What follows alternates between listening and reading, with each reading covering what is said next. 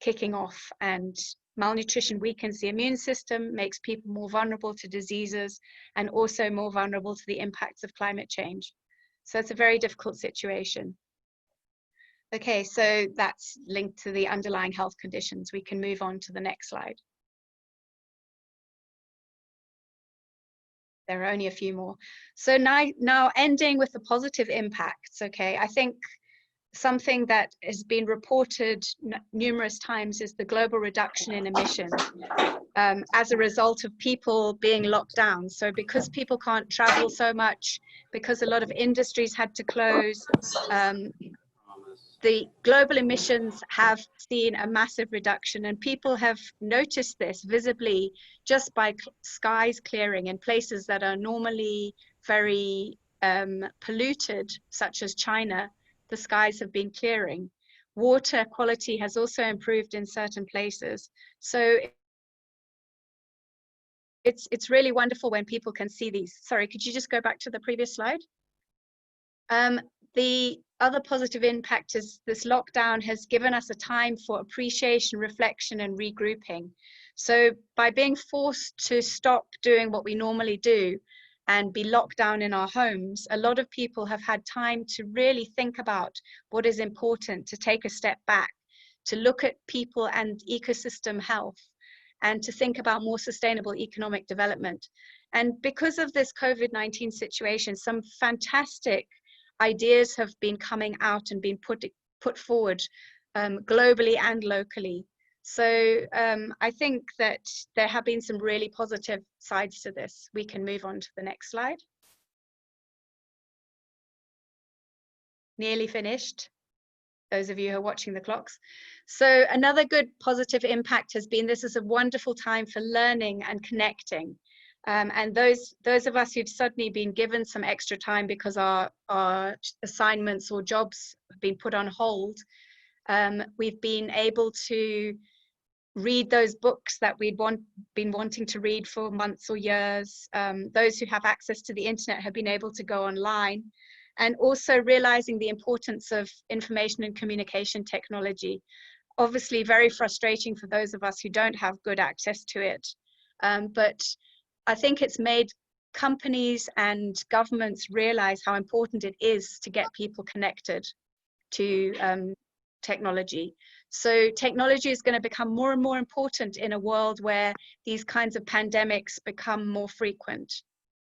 So another thing is that people have found new ways to do things. Human beings are fantastically adaptable creatures, and one of the most exciting things is these online meetings. You may not be enjoying this online meeting, but in fact, you can congratulate yourselves on how many carbon emissions you are saving by not meeting in person. All of those vehicle emissions, all of the hotel emissions, all of the food emissions that you would be using are not happening because we're having an online meeting. And I think it was this year, for the first time, believe it or not, the Intergovernmental Panel on Climate Change had an online meeting. I'm quite shocked that it was the first time they'd ever done it. It was the Transport Committee, and for the first time they had an online meeting. And it is my dream that in future, these COPs can take place online. We don't have to have people traveling across the world emitting greenhouse gases to have big arguments that don't really seem to get anywhere. So I think there have been some really positive things that have come out of it. Also, people are realizing they don't need to travel as much. People are realizing they can grow their own food. It's amazing how many people have been turning to gardening. And I'm not just talking about middle-class rich people. I'm talking about people in high-density areas, people in rural areas have been starting to grow their own food more. And this is very healthy for addressing the broken food system that we talked about earlier. Also, other wonderful social interactions. Families are talking more. Parents are reading to children. Parents are taking part in children's education. All of these things are healing our broken society, which has been caused by the capitalist models that have also caused climate change. Okay, so we can go to the I think it's the last slide now. Okay, so now I'm going to tell you about what I've been doing, because a lot of the plans that I had about tackling climate change had to be put on hold. So I decided to do something completely different after sort of 2 months of sitting in shock, thinking my world is falling apart. I came up with an idea, and I think I would never have come up with this idea if it hadn't been for lockdown. So what I'm doing is I'm doing a nationwide research project where I've decided to contact people and get them to collect indigenous knowledge that is related to climate change adaptation. So we're trying to collect indigenous knowledge from all over the country, using WhatsApp and other communication technologies. We've got people in almost every district in the country, and they're collecting indigenous knowledge, which could be useful for climate adaptation in the future. What's so wonderful is the people who are collecting the knowledge are mostly young people, and they're collecting the knowledge from older people. So there's a fantastic intergenerational knowledge transfer that's going on here. And it's just starting. We're posting stuff on Facebook, but if it hadn't been for COVID-19, this idea would never have happened. So I'm feeling very positive about the messages that COVID-19 has sent us about changing the way we do things. Okay, that's it. Thank you.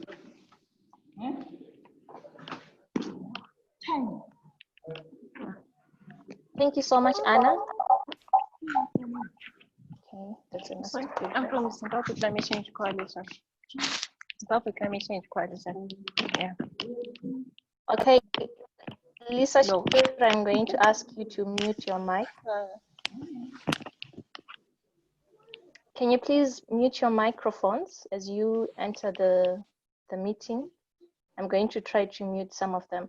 Thank you so much, Anna, for the lovely presentation. And you just showed us that the old normal was really a problem, and we now need to act upon it and try to reduce our greenhouse gas emissions, as you have been giving a lot of examples. And there are actually a lot of opportunities. We have realized that technology itself, as we used to say that technology is the future, is no longer the future, it's now the present. And we need to adapt fast and quick, because COVID-19 is not leaving us anytime soon. So without wasting much of our time, I'm going to call upon Mr. Jeremiah Mshosho, who is representing UNDP Zimbabwe, and is going to be talking to us about how to rebuild clean, better, and more resilient. So, Mr. Mshosho, over to you.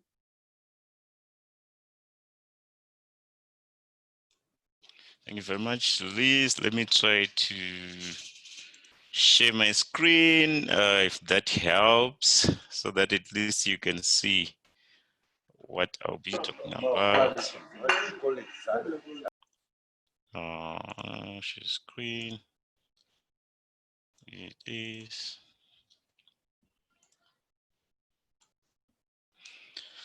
Are you able to see my screen? Yes. All right. Thank you very much. I don't know how much time I have, but I'll just try to run through, and perhaps I'll not even get to the extent where I'm going to discuss about how to rebuild actually, because I want to focus more on the underlying issues which we really need to address before we even talk about rebuilding itself. So perhaps in the end, I'll just give you a few hints on what we can actually do to rebuild green, clean, and more resilient with the COVID-19. So my name is Jeremiah Mshosho. As Liz has said, I work for UNDP Zimbabwe. I'm in charge of climate change, environment, energy, and I work a lot with the government and the youth, my fellow youthies. So thank you very much. What do we actually mean when we say rebuilding green, clean, and more resilient? Perhaps I want to break down these terms so that when we do the real discussion, we really understand or agree on what we are calling rebuilding, and what is green, what is clean, and what is more resilient. So actually rebuilding after COVID-19, or even during and going forward, it means building back better. This is the term that is being used currently in terms of describing what it means, how it looks like moving ahead with life during this very difficult time. So basically it means recovering from this crisis in a sustainable, green, clean, and resilient manner. How? The emphasis is on preventative investments, but not only preventative investments, because we understand that already we're facing the challenges, already COVID is here, already climate change is here. We also focus on adaptive capacities so that we can then improve resilience and reduce costs of future disasters, right? So this is very important. This is a key term that you see appearing, future disasters, because this is where we want to really look at in terms of our choices going forward. It is avoiding a return to a business as usual, which is basically environmentally destructive, investment patterns which are not wise and which have led us to where we are today. Why are we saying returning? We are saying returning because we've already seen the impacts of climate change coupled with the impact of COVID-19. Right now, business was at a standstill, but we need to go forward with life. How are we going to do that? So building back better, it is more than just getting economies and livelihoods quickly back on their feet. There are so many key dimensions. Why are we talking about economies? Why are we talking about livelihoods? Because right now, a lot of people have died, a lot of people have been affected in terms of the economic activities and their livelihoods. So this is what we want to build back, and we want to build it back better. So I'll first look at the international landscape. This is to try and help you see what are the major problems, the real problems, before you even say, okay, how best can we build back better? The COVID-19 pandemic and its economic impacts is just providing us an x-ray of what are our strengths, what are our vulnerabilities and shocks. We have all have seen how unprepared the world is. This is just one pandemic. Let's discuss about climate change later. Now, it has just reinforced the need to make decisions about our future that is based on science, the truth, and not misinformation, not politics, not fear. This is the basics at the international level. This pandemic is showing us the structural failures in the existing global economic, political, and social systems, which have not only led to climate change, but there is a lot: poverty, inequalities, war, and many other problems. This is why we need to build back better. These failures have created a lot of these crises that I've mentioned, including climate change, biodiversity loss, food insecurity, conflict, displacements, and deepening inequalities. Now, with these at hand, what do we really need to do with our world? We have seen that we almost went to ground zero. Then going back to the normal, is it the right thing that we want to do? As I quote the chief executive of the International Monetary Fund, she says, we are about to deploy enormous, gigantic fiscal stimulus. We can do it in a way that we can tackle both crises meaning this COVID pandemic and its economic impacts, but also climate change. And we must do everything in our power to make it green recovery. Why do we need to make it a green recovery? Because this is a window of opportunity. What opportunity is there? So the COVID-19 crisis has been compared to rebuilding after the World War II. For example, Germany, after a lot of people have died, maybe about 60 million cities reduced to rubble, and many families torn apart, and lots of people lost their jobs and economic activities. It took about 20 years for Germany to rebuild, but it is in the rebuilding where we need to look at how are we going to rebuild. So when we compare COVID-19 to any other global crisis that we have seen, for example, the financial crash that happened around 2008, 2009, we saw that the financial crash reduced or dropped carbon dioxide by 450 million tons. World War II, 800 million tons. But when we look at COVID-19, within a very short space of time, the demand of energy has fallen by 6% this year alone. And it is actually expected that emissions will fall by 4 to 8%. So this presents an opportunity for us to refocus, to rebuild back better in a greener way, in a cleaner way. So where we are at today, we have a window of opportunity which we need to utilize going forward. This is a unique opportunity to rebuild the global economy in a greener way. But what we do not want to do is to return to the business as usual. So what it means, where we were in 2019, we are not planning to go back there. We have a new trajectory. We have an opportunity to rebuild green. How do we do that?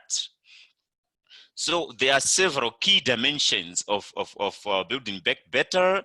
And the first one is aligning our strategies, our building back strategies, to align them with net zero greenhouse gas emissions. So that's very key. I'll explain that in detail later. Then there's also strengthening climate change resilience as a dimension of building back better. I'll also talk to that later. Reducing biodiversity loss.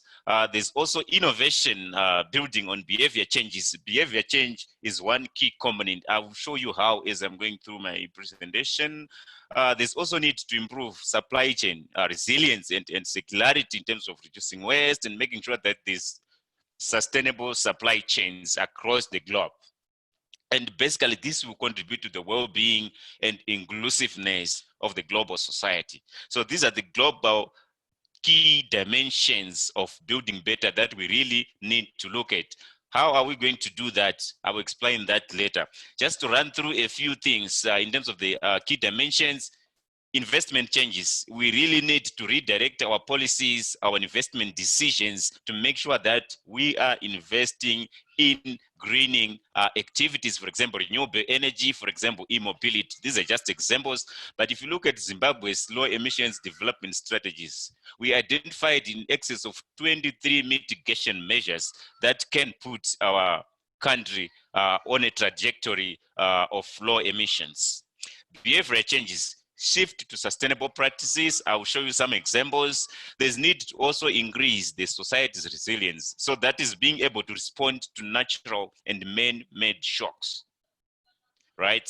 So there's also, we need to focus on the inclusivity of the whole process. So here we're talking about just transition, we're talking about gender equality, we're talking about youth involvement, we're talking about leaving no one behind as a key principle, as a key dimension of building back better.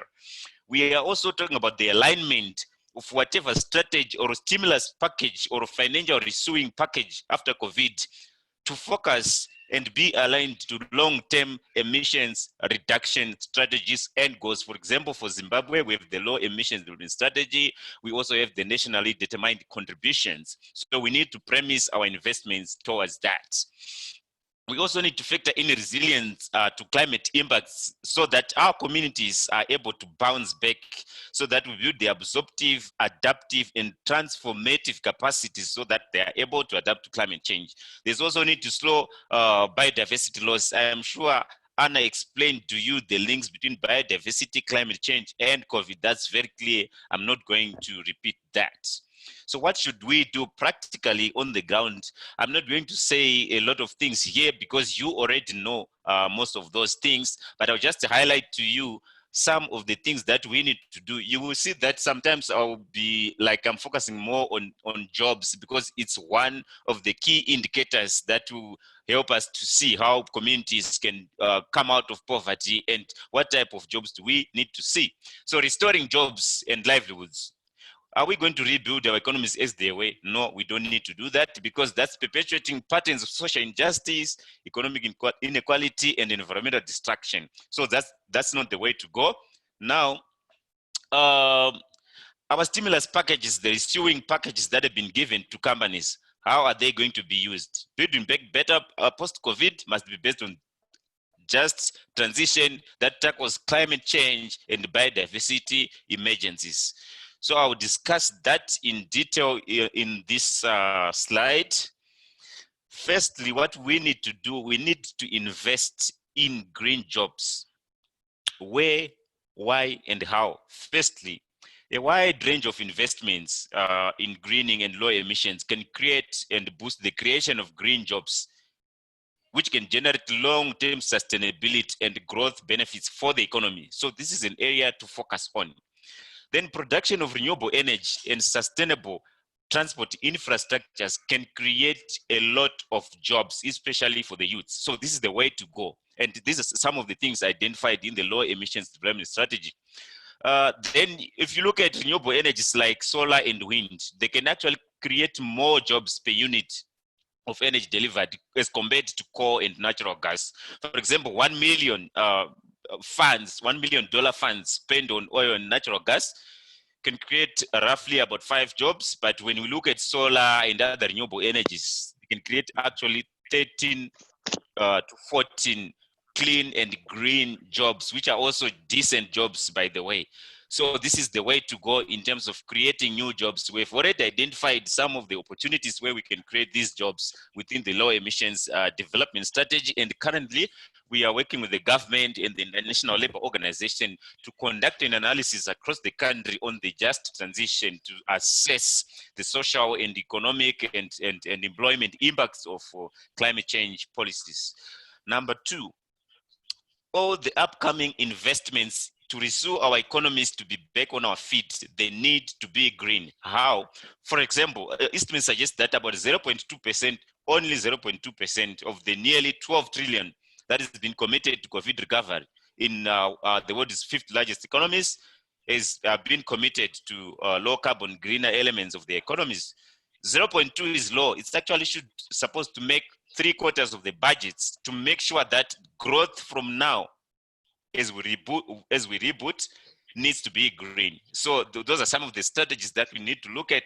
So these new investments should focus on the implementation, in the case of Zimbabwe, the implementation of the low emissions development strategy, the nationally determined contributions, and also the climate change adaptation and resilience projects in the country. There are some business cases which can be actually articulated from these projects. Then lastly, I think our investment selection criteria as a country should really include criteria like long-term sustainability and contributions to decarbonization. That's including assessing the country's current and future emissions trajectory to protection of local ecosystems and biodiversity.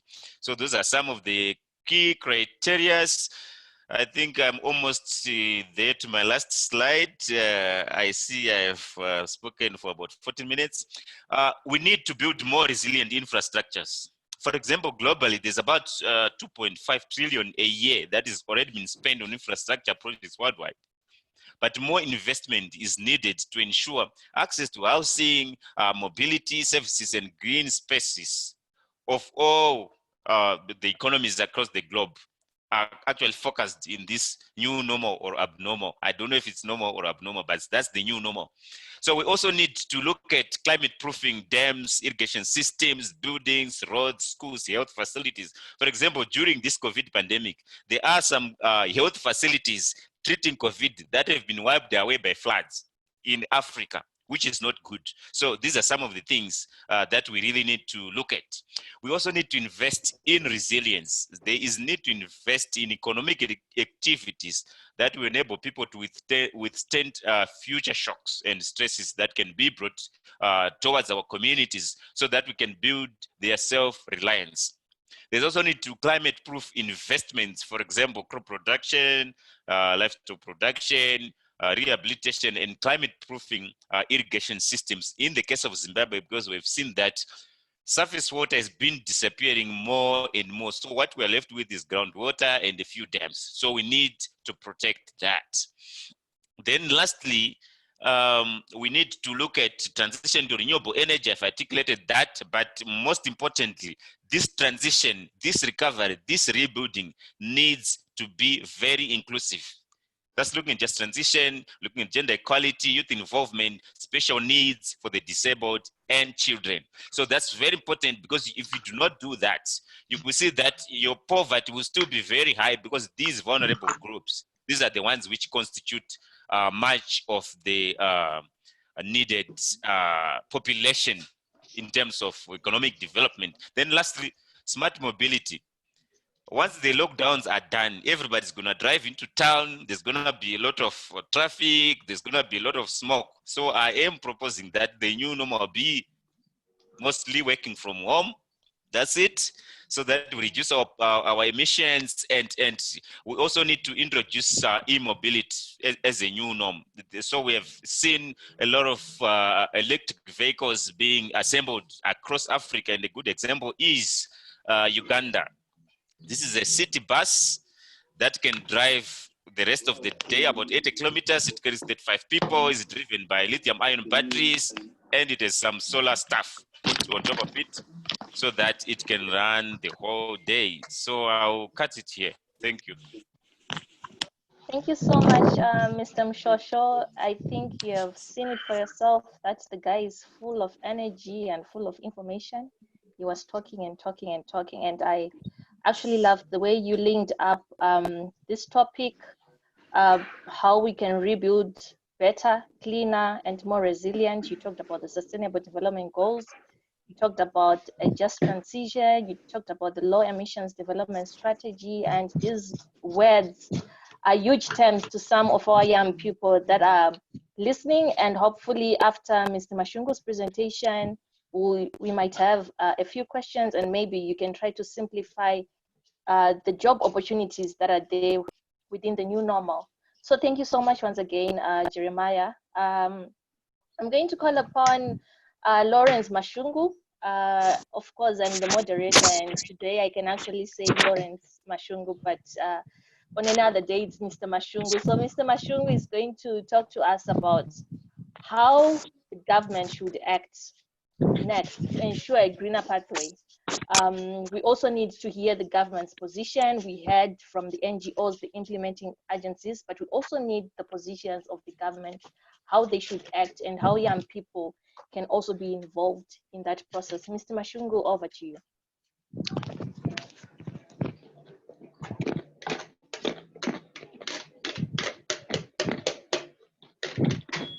Thank you. Yeah, let me try to share my screen.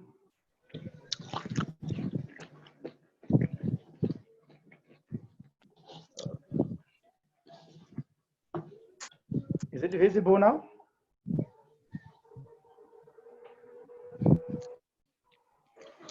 Yes. Visible? Yes. Okay, now that's good. I'll just do a rundown of that one in the next very few minutes, so that at least we can have more time to discuss. What I will do, I will just do a rundown of our low emission development pathway for the country, and especially tying it to the national development contribution and also the low emission development strategy. One thing that possibly is very critical and important is that under the United Nations Framework Convention on Climate Change, countries are supposed to communicate their nationally determined contributions. And I think 2020 is very, very important in that this is the year where countries are supposed to, under the United Nations Framework Convention on Climate Change, communicate their updated NDCs. Meaning to say that, yes, countries communicated their national determined contribution, but obviously after the assessment of the cumulative contributions of those NDCs to reach or to achieve the 2 degrees reduction in emissions, we have seen that the country's contributions currently, they cannot be able to reach the 2-degree goal. So the countries have a very, very good opportunity now to ensure that they correct what they've communicated by making sure that their communications to the United Nations Framework Convention on Climate Change is more ambitious, and it communicates that which will ensure that will ensure a greener pathway. So I will just do a sort of a rundown to say that our current NDC, which is our low emission development pathway, our current NDC is looking at reducing emissions, especially in the energy sector, which is very important for us to understand that our current NDC is looking at reducing specifically in the energy sector. So we are looking at reducing emissions that are energy related. What do we mean by that? Anything that we burn for fuel, be it in the transport sector, be it in the industrial sector, be it also even in the home, is also energy related. That's one thing. So, but realizing that as a country, there are more opportunities which are there, especially in other sectors. The government has seen it fit that looking at the diagram that I've posted here, that we have more emissions also coming from other sectors like agriculture, where agriculture is contributing 40% of our emissions, energy contributing 49%, waste 5%, and industry maybe 6%.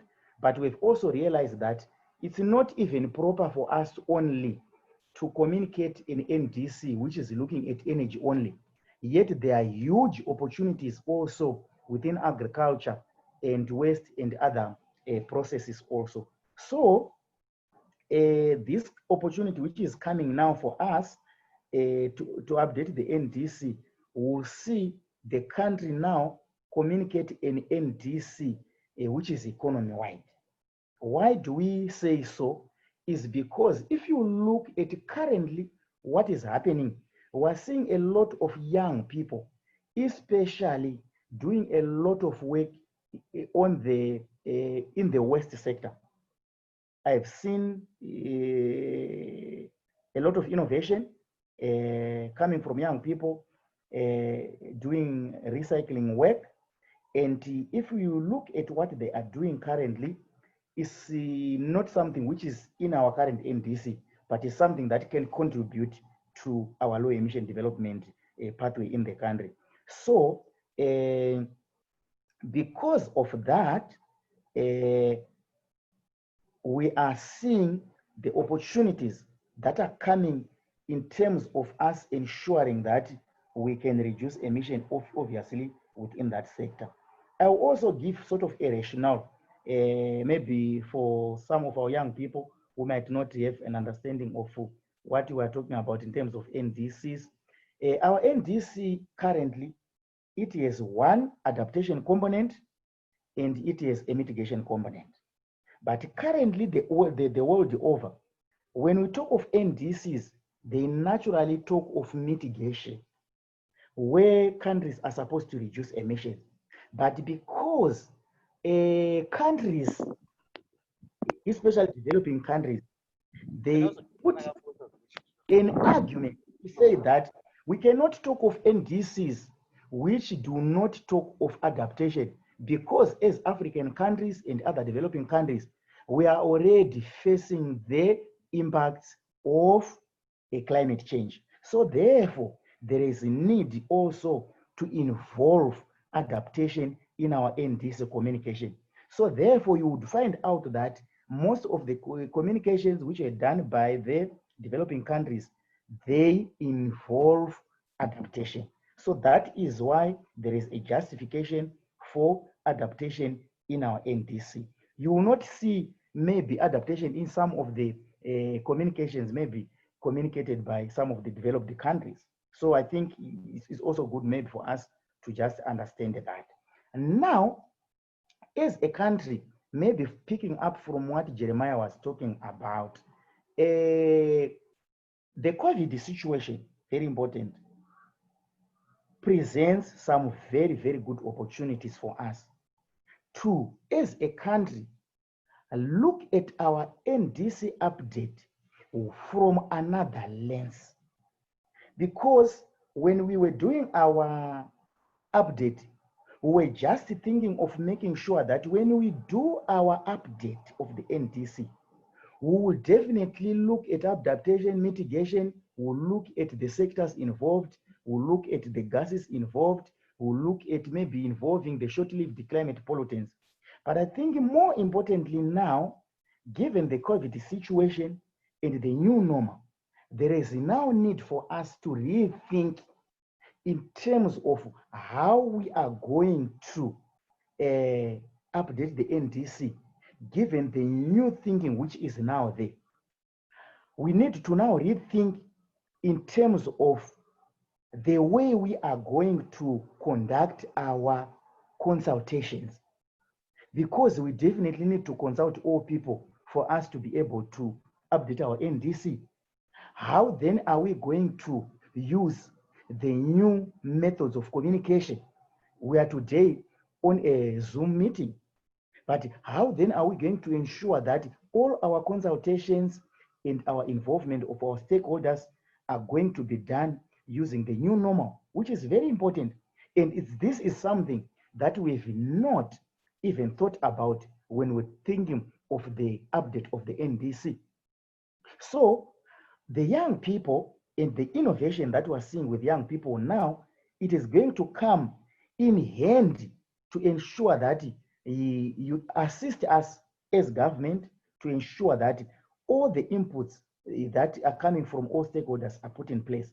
And I think more importantly, to ensure that our update of the NDC has to definitely be youth sensitive, it has to be gender sensitive, and it has also to be informed by the new hype which is going to come once the COVID situation is no longer upon us, because we are going to see sort of a floodgate of emissions coming in, especially if you are not going to rethink the sort of the rebound after the corona sort of virus is left out. So as a government, we have developed the low emission development strategy, which Jeremiah talked about. And this low emission development strategy, like Jeremiah has also said, it has a lot of strategies which are in the energy sector, which are in the waste sector, which are in agriculture, which are in forestry. So this low emission development strategy is now going to inform our new nationally determined contribution. Why do we say that we need an economy-wide low emission development strategy? It is because of the investment that we've done in energy. We are seeing that there are a lot of policies now which are coming from the energy ministry, with the renewable energy policy, with the biofuels policy. Now we are going forward to have the energy efficiency policy. It's because of the commitment that we have under the UNFCCC. And naturally, those who support us naturally support us because of something which we've put in our target. So basically, that's what we are doing as a government. And we are taking note of all the contributions that are being put forward in this discussion, so that as we are developing our NDCs, I think Tafazwa is here, Lakama, who is helping us with the national determined contribution, coordinating partners, and also coordinating our input, and also coordinating even our stakeholders, is taking note, so that whatever is coming out of this discussion will definitely be able to inform our NDC. So as a government, definitely we are in support, and will continue to ensure that we want to see the voice of young people in our NDC process. So the process that we're having, possibly you might want to have an understanding of what we're doing currently. We are, in terms of our update of the NDC, we are working with the UNDP, which is sort of coordinating the whole process of the NDC partnership in the country.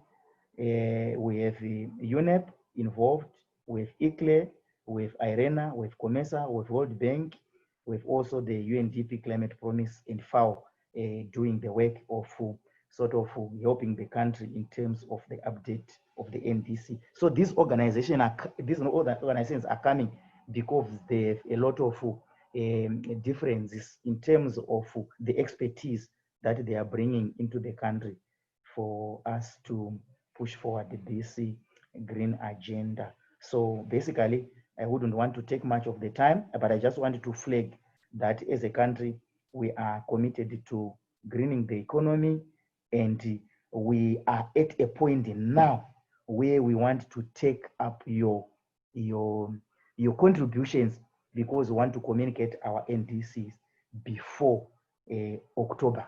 So this is the time for us to find your feet in making sure that you make your contributions so that no one is left behind in the low emission development pathway for the country. I thank you.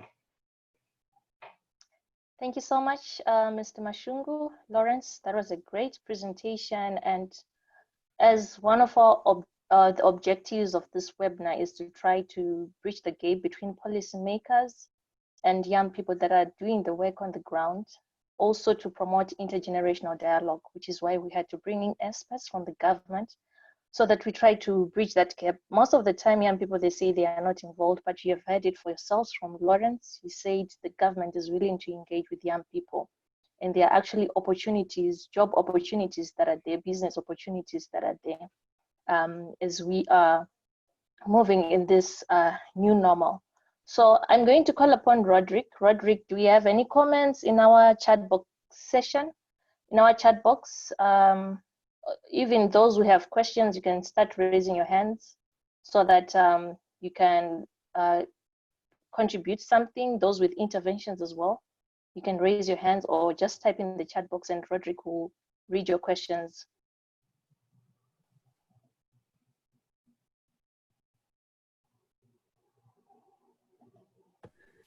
Thanks, Liz. I'm looking for the questions. More, I'm seeing comments. There is Desire is saying, thank you for the presentation. Thus far, my comment is that there is a need to seriously invest in the promotion of standards in agricultural production, processing, packaging, etc., to avoid exporting and importing, especially the coronavirus. There's going to be a need, it's a comment, there's going to be a need for a serious focus on standards relating to this when exporting food and other agro products across borders. These challenges and new normal also present opportunities for the youth. That's the only comment that I'm seeing there. Otherwise, some are speaking on great presentation and so forth. Yeah, that's the comment so far, Liz. Okay, maybe it's more of an intervention. I think I can direct this to Mr. Mushosho because it's talking about food production, how best we can improve our food production. And the COVID-19 pandemic has exposed us. It has showed that our food systems are not resilient. And I think this is what Desire is referring to, how best can we improve production so that we don't need to import because all food systems have been affected. So Jeremiah, do you think you can respond to this intervention or maybe we can proceed? Thank you very much. I think there's not a lot of response required for this because it's almost very clear at the moment in terms of the challenges that we are facing in the agricultural sector. I will tell you, for example, because of the climate change impacts, we have seen mid-season dry spells, we have seen a lot of droughts, we have seen a lot of unpredictable and erratic rainfall patterns. Also, there is issues to do with non-availability of surface water, but that's something else to put aside.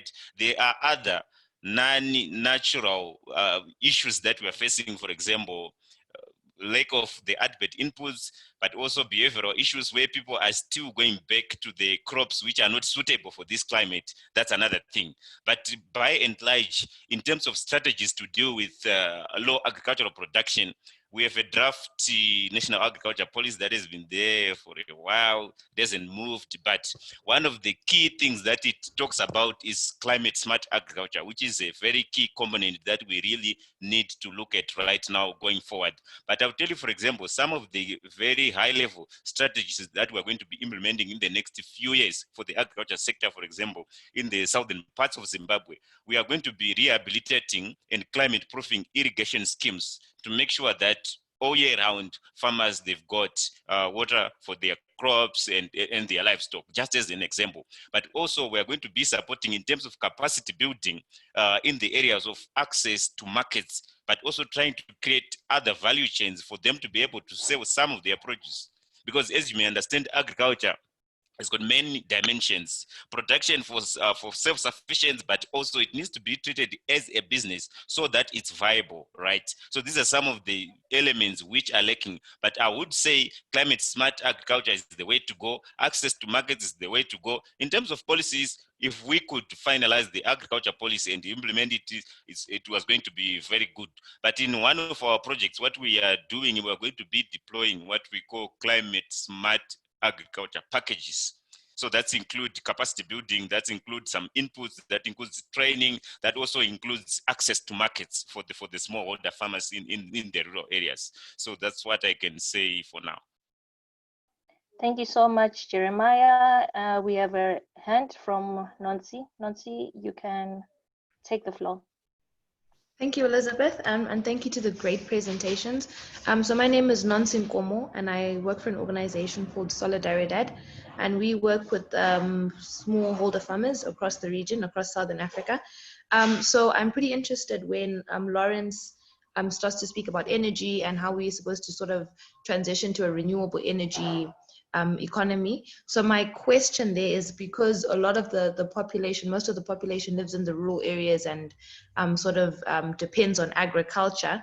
My question would be, I think it might be a bit too early since the NDCs are still being revised, but is there a sort of split between what renewable energy types we are focusing on? Is it solar? Is it biomass? Is it wind?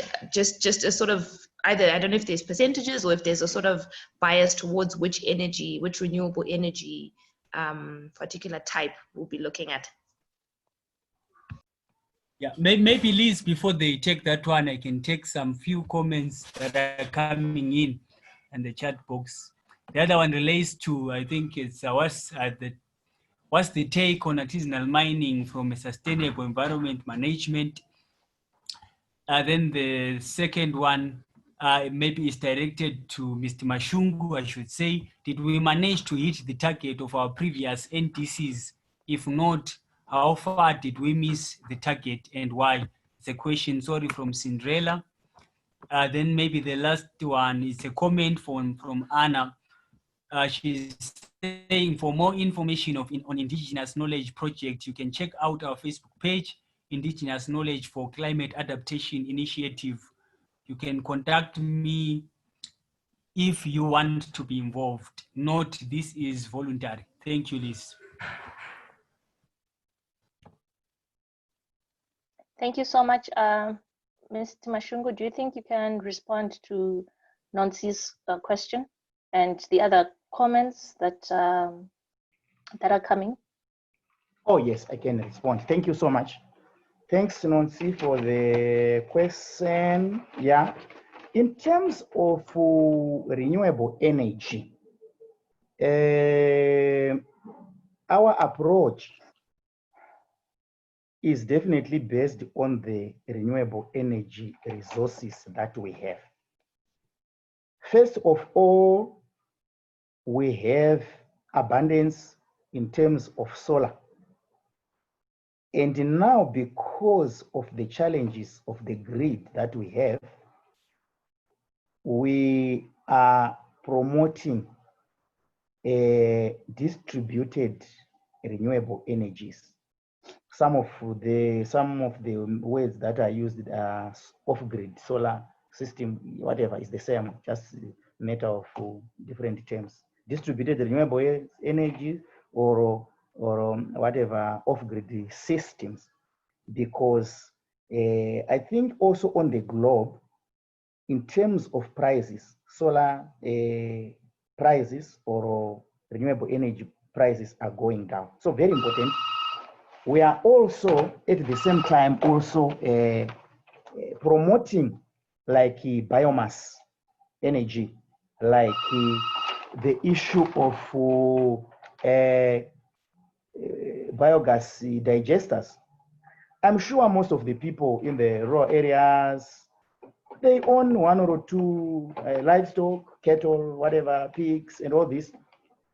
And if you have those animals at home, you can obviously have your own biogas digester, and that will also save us in terms of forestry protection, but also more importantly, protect, I think, our girls, especially because they do a lot of maybe firewood collection. So if you have your solar, your biogas digester at home, you now know that you are no longer going into the bush to look for firewood because the energy is already there at home. So we are promoting all these renewable energies which we have in the country, like in the Manicaland region, we have a lot of potential for hydropower. So it's at all levels. On a technical scale, we are also doing that, but also even at lower levels, we are also promoting that one. So if you check also our renewable national renewable energy policy, it does promotion of those solar, those renewable energy systems, I think in their various forms. Then in terms of, did we make it for our first target? Remember, the NDCs, they are coming in to replace the Paris Agreement is coming in to replace the Kyoto Protocol. And the NDCs, in terms of implementation, the Paris Agreement, it came into force for implementation. It should start in 2020. So January 2020, that's when we started implementing the Paris Agreement. So we will only be judged whether we have achieved our target or not after 2023, when we have our first global stock take, or each and every year, we can still review our progress. But all NDCs, they start implementation 2020 after replacing the Kyoto Protocol. So that's the timeline. We should understand that one. All right. So in terms of artisanal miners, yes, it's an issue that we are definitely seized with as a government, and we definitely need sort of sustainability, especially in that sector. So I think the advocacy that you are having in that sector is something that we are also working with together in that process. So any recommendations, we need to tackle this issue together as a nation. Sure. Thank you so much, Lawrence. Anna, do you want to add something on the question on mining and sustainability? I think. Well, to be honest, I don't know anything about mining, but on the agriculture side, as Jeremiah was saying, there's the other school of thought, which is there's the climate smart agriculture sort of camp, and then there's also the agroecology movement, which is growing very rapidly in Zimbabwe, and it's based on indigenous knowledge, also looking at basing agricultural systems on ecological systems, and also at the same time as addressing agriculture, addressing the food system problems that we were talking about earlier. So the agroecological movement is very interesting because it's looking at food sovereignty and the issue of Zimbabwe trying to become a more self-reliant country in terms of its food. And this will address the issues that were being brought up about food safety that your participant was mentioning, but also issues on protecting our genetic material, because there's a big danger from South Africa, from importing food from South Africa and importing seed from South Africa, that we go the genetically modified organism route. And my main concern with this is that it takes the power away from farmers to develop and grow and sell their own seed. And it's very, very important in a world of climate change that farmers develop their own varieties that are resilient in their own communities. If we allow GMOs to come in, then we really risk our own food and seed sovereignty. So there's a lot going on, and it's really exciting. Thank you so much, Anna. And I think you've brought a very important topic here. This just means that young people should play a role in policy formulation. Some of these policies, when they are passed, we tend to ignore and we think that it has nothing to do with us, but this is all about our future. We need to understand, we need to get involved and also make decisions and contribute to these policies. Thank you for that great contribution, Anna. Jeremiah, your hand was up. You want to make a contribution? We are left with 5 minutes, so can you please just make it short?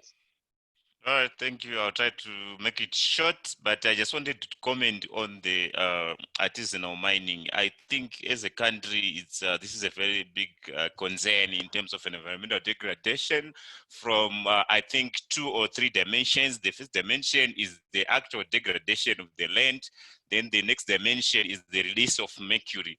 You must be aware that I think we have about 53 source subcategories of mercuries, and 34 of those are present in Zimbabwe. And the major contributor is the artisanal and small scale miners in the country. And currently, we are working with the Minister of Mines to develop an ASM strategy to make sure that we stamp out or kind of reduce the use of mercury in accordance with the Minamata Convention. So currently discussions are going on with the Minister of Environment to make sure that we ratify. We are a signatory yet, but we have to ratify the Minamata Convention so that we are able to move in terms of stamping out the use of mercury in the country. But there are many sources. For example, waste incineration, if you didn't know, it releases mercury, and there are many sources. But artisanal and small scale miners is one of the major contributors. And for example, as UNDP, we have been supporting some prototypes of gold processing units which do not use mercury. For example, some of them are, the use of retorts and many other types of mining equipment which can improve the use of mercury or even try to eliminate that. It's a big challenge, and there's need for making sure that we have a strategy to that effect, and also formalization of the sector so that we are able to track the use of mercury, train the people, and make sure that we can account for the mercury release into the atmosphere. Thank you. Thank you, Jeremiah. I believe the minister also had a meeting with parliamentarians. I think that was 3 weeks back, talking about the Minamata Convention. And it is also a component on national adaptation strategy. National adaptation plans, whereby also young people can also get to contribute. So I would advise all of us here to read about the Minamata Convention so that we can also maybe most probably send our interventions as young people, what we think and how best we can assist the national agenda. Roderick, do you have anything in the chat box? Yes, I've some few comments, although some are so long. The first one is from Raymond. Do we think that sustainable development, including climate change, should be made a compulsory subject in high school, like maths and English, to start the crucial knowledge early? That's from Raymond. And then the next one from Trust. Mine is a question related to innovation around climate change. In Victoria Falls, Elevate Trust had students who exhibited green technology projects. Example of a guy who designed a car that runs off water. How best can UNDP and the government stand up to help such youth who are innovating to reduce climate change? Do you have a platform for funding or for research and development? Back to you, Liz. Thank you so much. So I'm going to give Ashford, who is the youth representative on this panel, to respond to some of the questions that we are asking. Ashford, you can take the floor.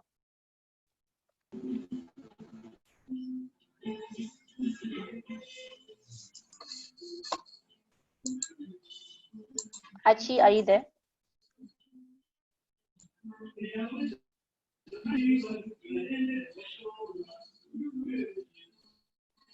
Hello, Archie? Okay, I think Archie could be having. Can you hear me now? Oh, yes, we can. Yes, hello. Yes. Can you hear me now? I think I was just concluding also wrapping up. I think from the question, yes, there is a lot that has actually been happening. Recently, UNICEF, SNV, Action 24, and Boost Fellowship under the Gaia project or Gaia program. I think most of the youth are aware of it. There's been support that has been channeled towards promoting some innovations in those key areas. But unfortunately, I think these are some of the drawbacks that we are now recognizing as a result of COVID-19. Some of these programs has actually been put on hold in the meantime, but I'm sure UNDP, I will not talk about UNDP, but I'm sure there is also another program which I'm sure Jeremiah will talk about. But as I wrap up, I think I would want to take this opportunity to say that the COVID-19 is actually presented an opportunity for us as young people where we now need each other more than before in terms of what we can do. In terms of our needs, I think there is a greater need of employment creation, and we are realizing that employment is one key sector which has been affected by COVID-19. But at the same time, there are other opportunities that are coming with NDC implementation, like going into the greener way, which I think also as young people, we now need to strategically rethink ourselves in terms of how we can approach this new normal, because this is the normal that we are now living with. And in terms of our activities, yes, I commend quite a lot of effort which we are now undertaking as young people to continue to participate and contribute into the policies, particularly the NDCs. Mr. Mashunga has highlighted that there will be those reporting processes, and I think such opportunities, such platforms like these webinars, it's a key positive for us young people to also show how we are dedicated to contributing to the NDC process. Moving into the future, the vision, there is still a lot in terms of what we can do, in terms of ensuring that NDCs are implemented. We now also need to relook in terms of how we can come together and also continue to build our capacities in terms of what we can do, how we can also contribute some of the positions. I think that is all that I had in conclusion as we wrap up the meeting. Over to you, Google. Thank you so much. Thank you so much, Archie.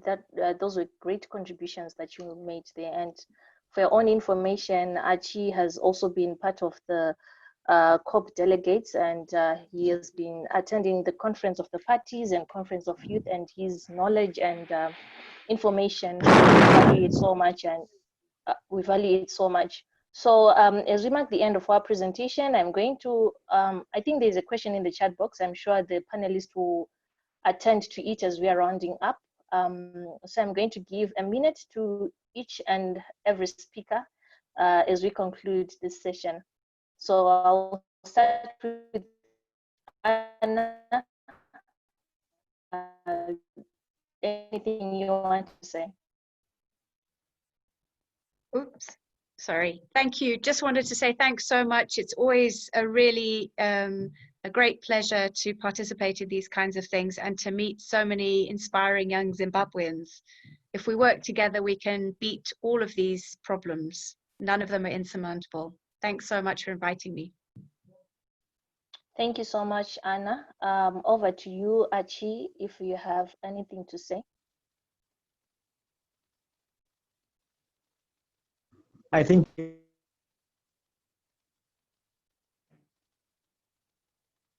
I'd already concluded. Thank you once again for having given us this opportunity. I think this is the hope to continue with other discussions into the future. Thank you so much, Archie. Lawrence Mashungu from the ministry. Yeah, thank you so much. What I can only say is that we are in the process of developing our NDCs. So we would definitely want to see young people participating actively within these consultations so that we are not left behind. So it's good to participate in the formative stages, not to ask what is involved in the policy, but to contribute to what you want to see in the policy. So that's my encouragement. Let's contribute first so that we can inform police and not to ask after the document is concluded. That's my comment. So please participate. Thank you so much, Lawrence. I think this is an opportunity that is there for us young people. Let's stop complaining and start acting. Jeremiah Mshosho. Thank you very much. It's always a pleasure to catch up with my fellow youths. It was a pleasure to discuss this topic today, but let me also encourage each and every one of us that at the moment, what we need to do right now is to accelerate the delivery of the Sustainable Development Goals, because we've already achieved a lot. And what we want to avoid is going back. So we need to accelerate, we need to innovate. It's no longer time for pilot projects. It's time for experiments which we can rapidly implement across the country, across the globe. It's time to move ahead with innovations. It's not that time where we just need to talk. No, we need to implement and we need to go forward. I've shared in the chat box one of our youth programs where we are supporting with grants a lot of programs from COVID response, climate change, renewable energy. Go to our Facebook page, our UNDP, our website on Youth Connect. There is a lot of opportunities. The guy was asking from Vic Force. The call is open. We are always supporting innovations. We are always upscaling. We are always rapidly testing and deploying technologies to achieve sustainable development goals. Thank you. Thank you so much, everyone, for joining in, and much thank you to our speakers for empowering us, for sharing this information with us. And we shall be having a lot of these episodes, interesting topics. Next week, we'll be discussing about gender and climate action. Then we shall have a topic on climate change education, a topic on action for climate empowerment, how it can be fused into our NDCs. So stay tuned as we will be continuing with our webinar series. And much thanks to the government of Zimbabwe, the Climate Change Management Department for your support, other organizations that are also supporting us. Solidaridad Nonsi is here, and the AYIC technical team, the secretariat, much thank you. My name is Elizabeth Gulugulu, at Liz Gulas. You can search me on Twitter, and let's continue with climate action. Our planet is all we have, and we need to have consolidated ideas to fight for our planet and people. Thank you so much, and have a lovely day. Stay safe and stay healthy. Thanks, Elizabeth. Bye-bye. Thank you to the panelists. See you guys. Bye-bye. Thank you, guys. You.